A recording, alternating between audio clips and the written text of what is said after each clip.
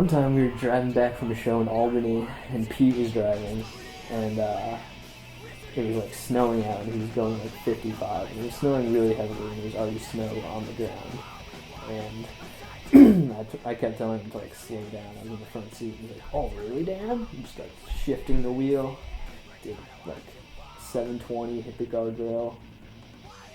It was completely silent in the car as we were spinning, even after we hit. It was crazy.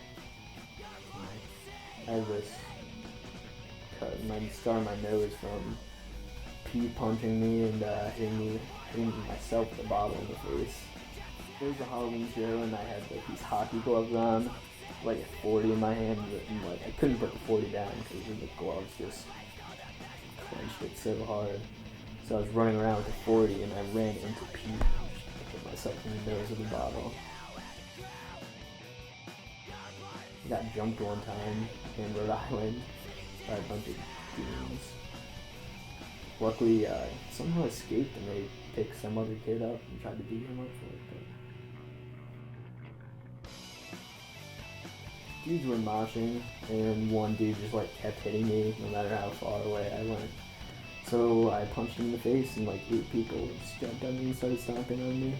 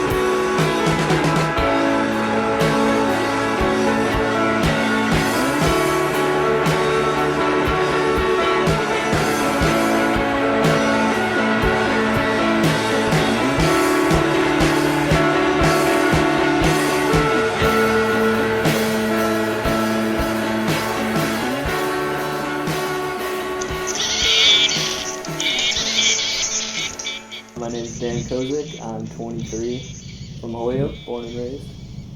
Freshman year of high school, I started going to the Flywheel in East Hampton, and that's they had like all ages punk shows, always $5. A lot of good local bands.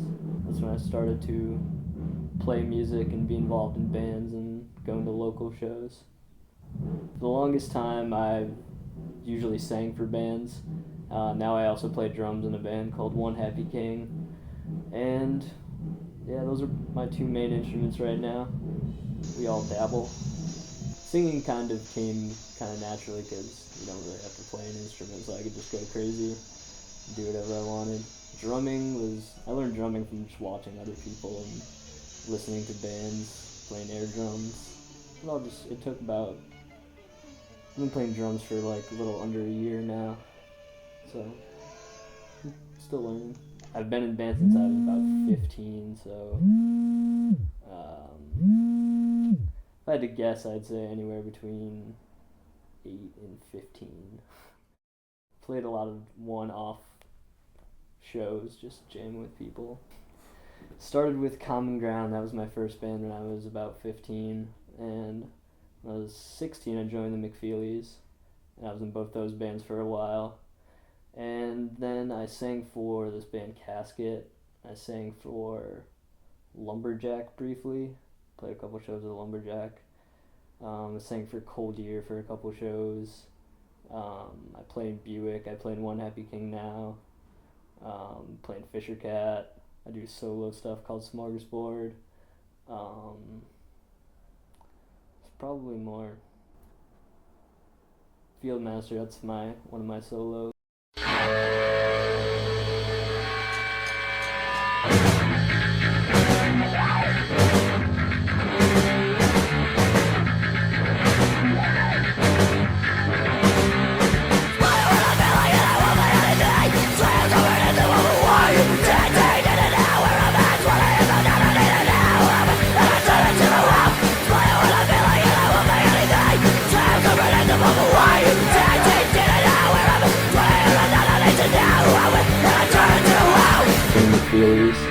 McFeelies.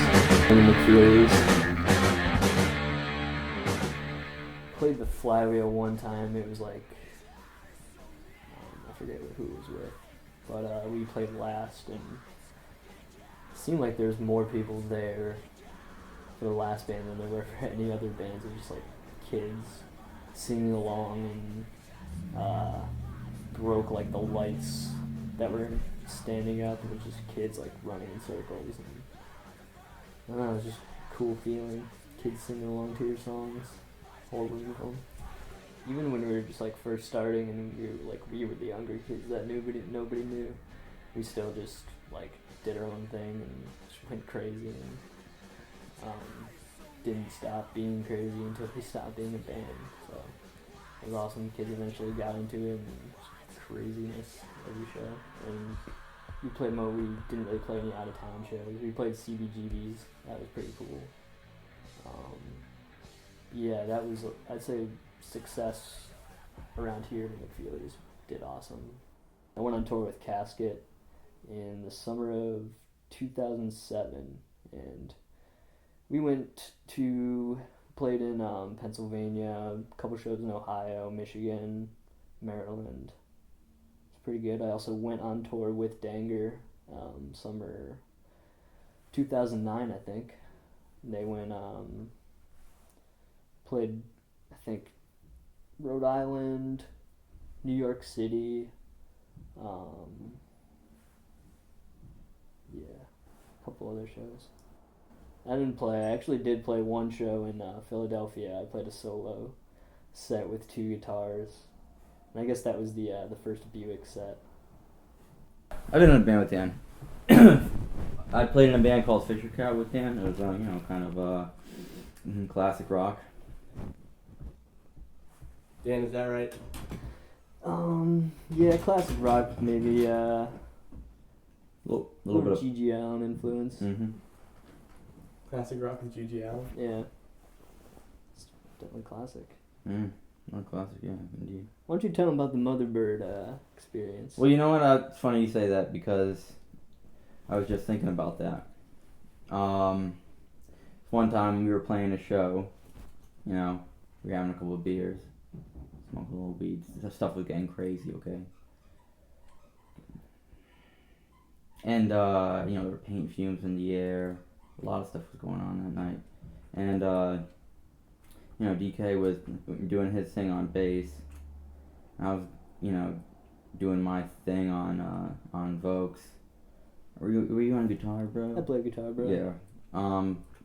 He was also on guitar that night. And I was on Vokes. And he was drinking a Red Stripe, and he always knew that I liked Red Stripe. So, this is kind of an inside joke. Oh, I like Red Stripe. So, at this one point, our eyes just locked, and I knew exactly what he was going to do. I knew that he was going to drink some. He took a huge gulp of Red Stripe. I knelt down on one knee. I looked at him. He stood on my chest with one foot, and then he regurgitated all the Red Stripe. And it all came perfectly in my mouth. It was the most refreshing, taste of beer I've ever had. And I don't know if that was, Red Stripe or if that was DK that did it, I think it was a little bit of both. Motherbird night. Probably a little bit of both, yeah. I'd say my style would be influenced by probably all the people that I play music with. We're always like, we've all grown up together, so we've all been playing music together for a while, and I think we all just kind of feed off each other and like developed our own style from our various influences and our collaborative chemistry. So I'm gonna say probably my peers are my biggest influence on my style. Western Mass is a very big and diverse place, so I guess growing up in Holyoke wasn't really much of like an arts scene for like younger people, I guess. So kind of had to like figure out my own way for a while with music and like trying to find shows and stuff. But eventually you go to a show, you meet people who can tell you about other things. So, I mean, I've found out about so many different types of shows and performances and all that, and I'm still currently finding out about new things that I had no idea existed. So it's a good place for networking. You can meet a lot of people and discover a lot of things. There's all sorts of people around here. People that are involved in art, music. I mean, I guess I look up to all my friends. We look up to each other. Bunch of guys leading the way, trailblazing. We have a space on Lyman Street in Holyoke. About 5 or 6 bands that practice there. It's One Happy King, Hoax, Colossus, Deceivers. Bunch of bands. We just all share the space, hang out there, have a couple shows there once in a while. It's $325 a month, so between everybody, averages out to $22, $23 a person. I work at the Clarion Hotel in West Springfield with 3 of my very good friends who we all live together and we all work together. Living with my friends is awesome. We can just play in our basement anytime we want, and we had shows here, so it's more experience putting on DIY shows, and yeah, it's always just a good time. Pretty much the more DIY the show, the better.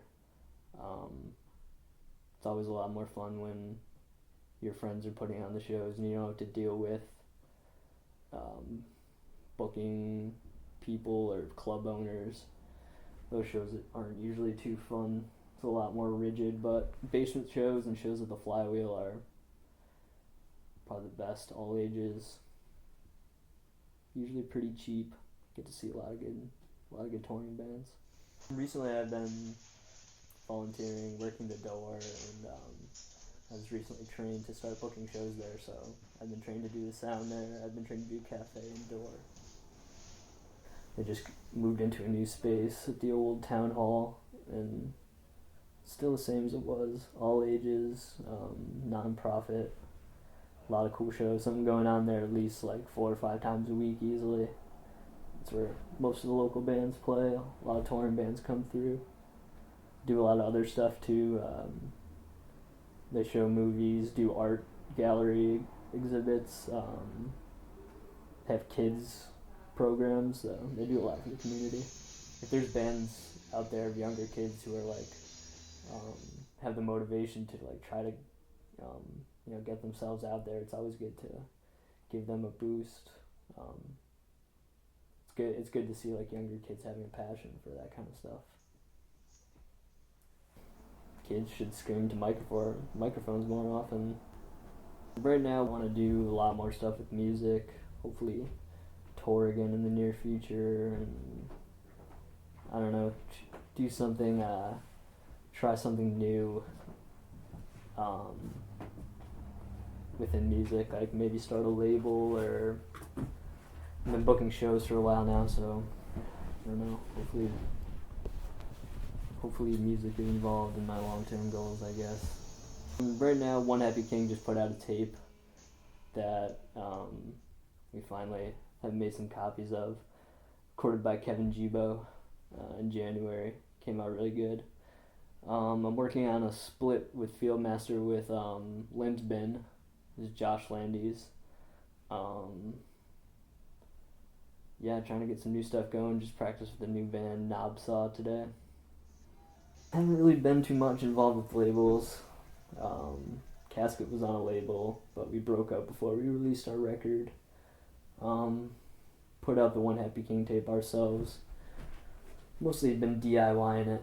No label involvement. Usually, the internet just makes it so easy now to just have people be able to click once, get your music, so it's usually the first thing I do is like get it out there. I'm not like interested in making money, so just usually upload it to Mediafire. Made a Bandcamp page for One Happy King. It's pretty neat. Made the dean's list every semester in college. Don't say that. Don't put that in there, but.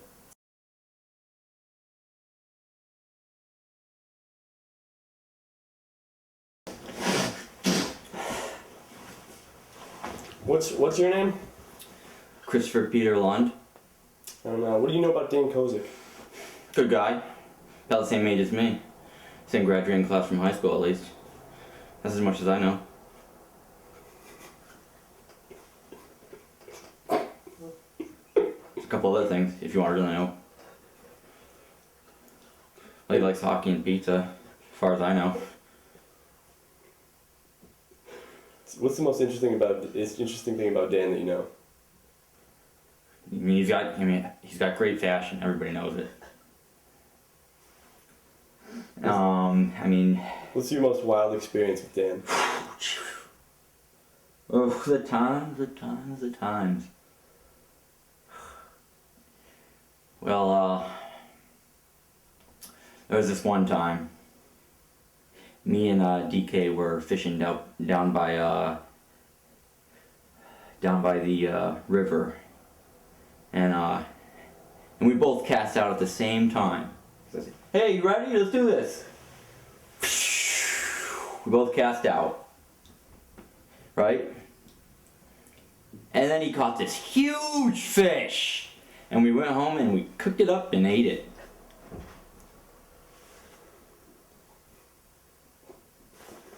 That is wild. You have no idea.